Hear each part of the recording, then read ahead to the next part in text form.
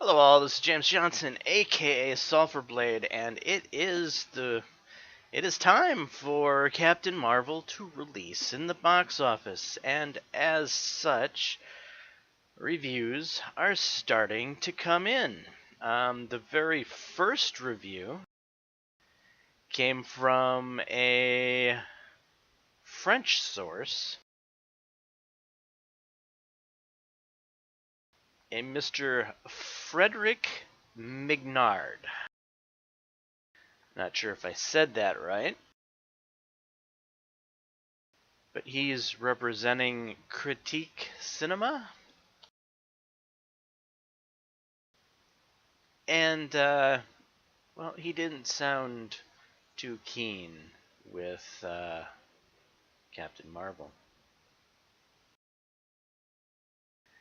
So, introduction of a new heroine in the film world, Marvel, in 2019, is the unknown Captain Marvel to open the ball of the beginners with a promise of bastions, intergalactic flights, extraterrestrial confrontations, and even a buddy movie with Samuel Jackson, amid claims feminists to mark a little more Hollywood in the Me Too era.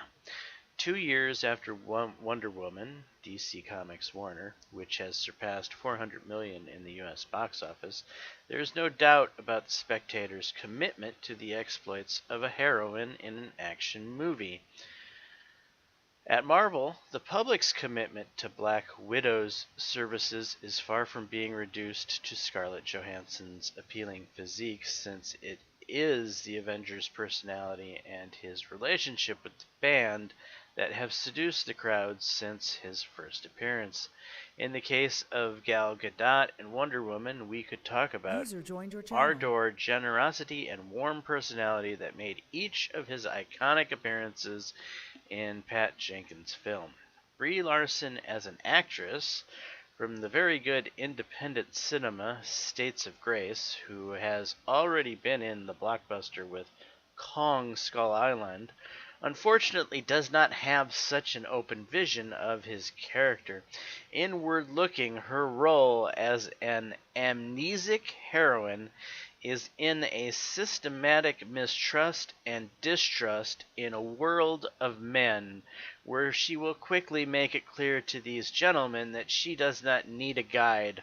Her replicas are all brittle jokes, always oriented in the same direction, with a cold content and an android monolithism that would put Scarlett Johansson in Ghost of the Machine for a paragon of life. Wearing an outfit that must impose on memories, Brie Larson cannot print the slightest pose of icon, not even trying to seduce, since the game of seduction is sexist and therefore off topic in the movie. When she starts to fly for the first time, instead of savoring the moment, we remember the great aerial flight's always magical, although today totally out of date on a technical level. The first Superman, where Christopher Reeves wrote his character in the legend, Brie Larson and her powers, on the contrary, leave us totally cold.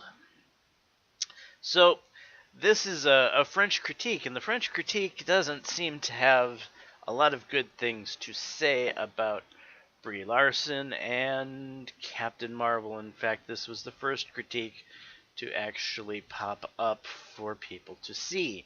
Now, if you notice that some of the things didn't sound totally correct, that's because this article was originally written in French, and it had to go through some translation.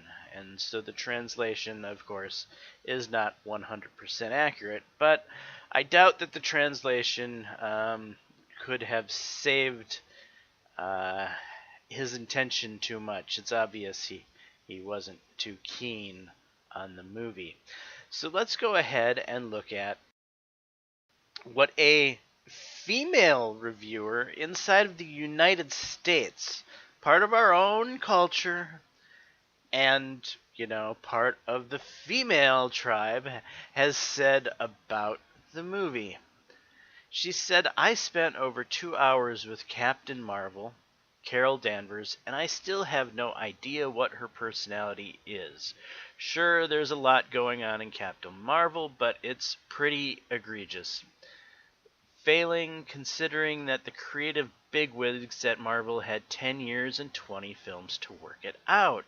It's hard to say whether that's a flaw in Brie Larson's performance or a failure of the script, but I came out of the film from writers, directors Anna Boden and Ryan Fleck not caring all that much about her beyond what her dazzling powers might mean for the next Avengers film, which is perhaps the lamest way of all to experience the movie.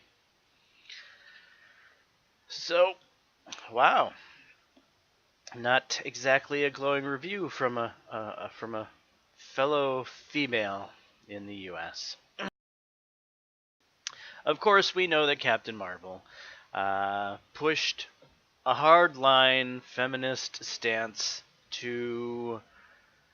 as some sort of marketing scheme, and we're not quite sure why. Brie Larson claimed that this would be her form of how did she put it? Her form of activism was starring in this movie. That's what she said about Captain Marvel. The director of the movie itself came out on the record and said that this is a feminist movie. And Disney, for whatever reason, has felt the need to try to market this as some sort of social justice, as going so far as to let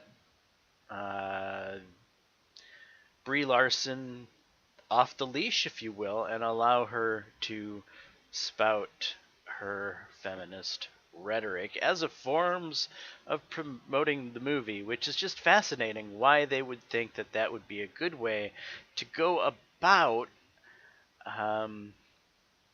marketing for a movie of such, well, I don't want to say importance, but obviously they spent a few $1 million to make this movie, and one would assume that they would want it to do good, especially since it's part of a much larger Marvel comic universe that has, to date, been a very powerful universe that's been making Disney a lot of money.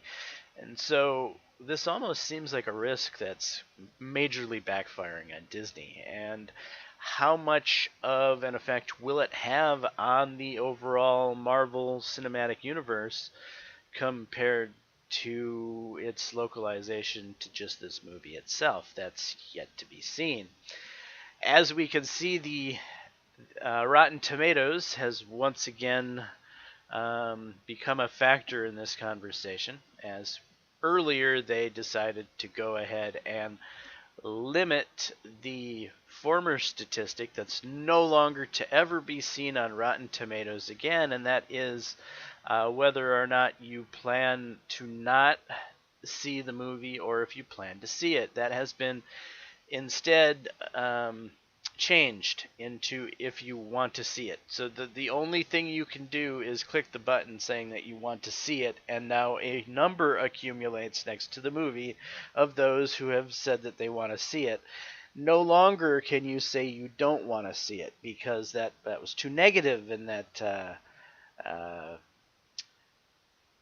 for some reason the access media seems to feel that if the normal population can have some sort of say about whether or not they want to see a movie, whether or not they like a movie, that equates to trolling, or that equates to uninformed representation of news, which I don't understand.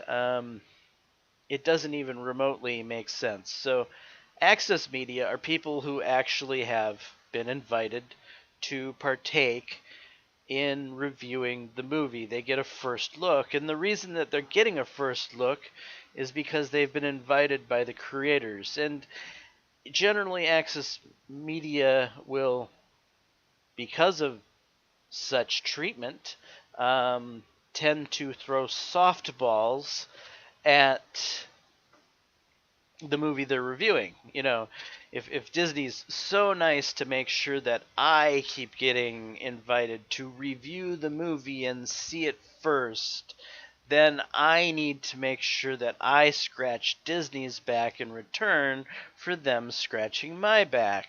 Thus, the throw of a softball and the review that might not be as scathing as it should be because there is a bias. General population has no bias when it reviews a movie. In fact, Axis Media has been so bold as to say that they think Rotten Tomatoes should remove the audience score altogether. Not just what they've done, but whether or not we liked the movie. And why would Media say that? Because, well, let's look at Alita Battle Angel. Alita Battle Angel was a movie that scored somewhere in the high 90s with the audience. Audience loved Alita Battle Angel, and it performed miraculously. But the critics didn't like Alita Battle Angel. It was, if I remember, somewhere in the 50s or even maybe as high as 60 with the critics. It wasn't very good on the critics' ratings, but yet the movie came out and made miraculous attendance, sold more tickets than anyone ever expected, and the fans loved it. They praised it. They thought it was great. What does that have to say about the people, the actual critics who are supposed to know what a good movie is, about their job, about how well Axis Media is doing their job to inform us, the consumers, on whether or not we should go see the movie? What it says to me is that Axis Media is not doing their fucking jobs. It's telling me that they don't have a clue about what a good movie is, or they're too concerned about being invited to the movie by whoever it is that they continue to throw softballs or misrepresent what the movie should be. Let's look at Orville, for instance. Orville was a TV show that was completely trashed by the critics, and the fans completely enjoyed it. Star Trek Discovery, another example. Critics loved it. It was almost perfect by the critics, and the fans gave it a huge thumbs down. They thought it was crap. Why do these things keep happening? Could it be that the critics, the Axis type critics that get to see things first, have an agenda? Are they getting paid off by corporations? Do they like to have their backs scratched? What is the reason? Who knows? There could be a plethora of reasons, and not all newspaper reporters and or filmologists and or reviewers are corrupt. There are going to be some good ones out there, but sadly there are too many that, well, aren't pulling their weight because they're not getting these things right. So here we are, Captain Marvel. It's releasing, it's coming out in the box office, and we get to see firsthand just how badly it bombs in the box office. How much will Brie Larson's feminist agenda and Disney's bizarre marketing scheme affect the Marvel comic universe and Captain Marvel as it goes forwards in the box office? A French reporter doesn't seem to feel too high about it. An American female doesn't seem to feel too high about it. And Rotten Tomatoes, which it used to be up in the 90 percentiles, has already dropped to 83%. And we are only a half day into day one of the release of Captain Marvel. But we were not expecting the critics' score to drop on Captain Marvel, because historically the critics' score for feminist agenda type films rates quite high. But what the difference is here is that most feminist agenda type films haven't admitted to being part of that agenda like Captain Marvel has. When the producer comes out and says, yes, this is a feminist film, well, we kind of know that this is a feminist film that is all about promoting a feminist message. And so when they're that open and candid about it, and when YouTube reacts so vehemently against it, then maybe these critics who don't like it, when the audience score and their scores are so wildly mismatched because it makes them look bad, know full well what this movie is going to end up looking like from the audience side of the house, because we've made it abundantly clear that the audience isn't too thrilled in Captain Marvel up until this date. And so maybe some of these reviewers are doing the reviews a little bit harder than they would normally, because they already know the audience score isn't going to be that favorable for Captain Marvel. And rather than propagate the mismatch where they get things completely wrong, like in Alita Battle Angel, where none of this messaging was happening and where there was no way for them to know that the fans would love it, they do know that the fans have plenty of reason not to like this particular movie. So it's almost like they get to cheat on their exam. It's almost like they know the answer to the test, because we have been very vocal here in YouTube and elsewhere about Captain Marvel. It doesn't take a genius to gauge the temperature of the climate in the general population and have an idea of what the audience score will probably come to be. In fact, I'm going to go on the record here. Since there is no audience score for Captain Marvel as of yet, there's only been critic scores so far posted, I'm going to make a prediction that the audience score is going to end up leveling out at somewhere around 40 to 60%. I'm giving myself plus or minus 10% degrees of error, around 50% as my median. And why am I using 50% as my median score? Because half of the population of the planet is female. That's a pretty large demographic. And typically, females aren't typically as adverse to the feminist message. Though there are some females that have a good head on their shoulders and dislike the feminist message. Contrarily, there are some men with strange heads on their shoulders that also like the feminist message. So those two groups may cancel themselves out, and we should see an audience score, therefore, that should represent something along a 50-50 split. Maybe it'll go a bit under, because maybe people will realize that this is all just a bad political message and it's not entertainment like a movie is supposed to be. And maybe there will be enough people to understand that a movie should not just be a political message. There's nothing wrong with taking the entertainment industry and using it as a vessel for change, like Gene Roddenberry did with Star Trek. But there's a difference with how Gene Roddenberry did it. Gene Roddenberry made good entertainment. Star Trek was a great show. And the message was hidden. It wasn't thrown in your face. Sadly, SJWs and the feminist people in the entertainment industry in Hollywood, They can't figure out how to hide their message.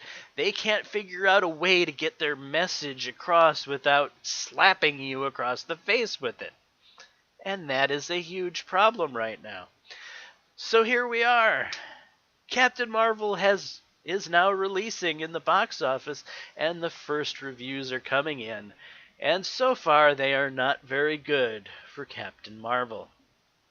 Let's keep a watch on this just to find out how well Captain Marvel does do or doesn't do. This is going to be an interesting story going forward, and it's going to be very curious how it unfolds in the next couple of days. Anyway, I'm James Johnson. This is my channel. I hope you're enjoying my content. If so, leave a like, subscribe, and until next time all, peace.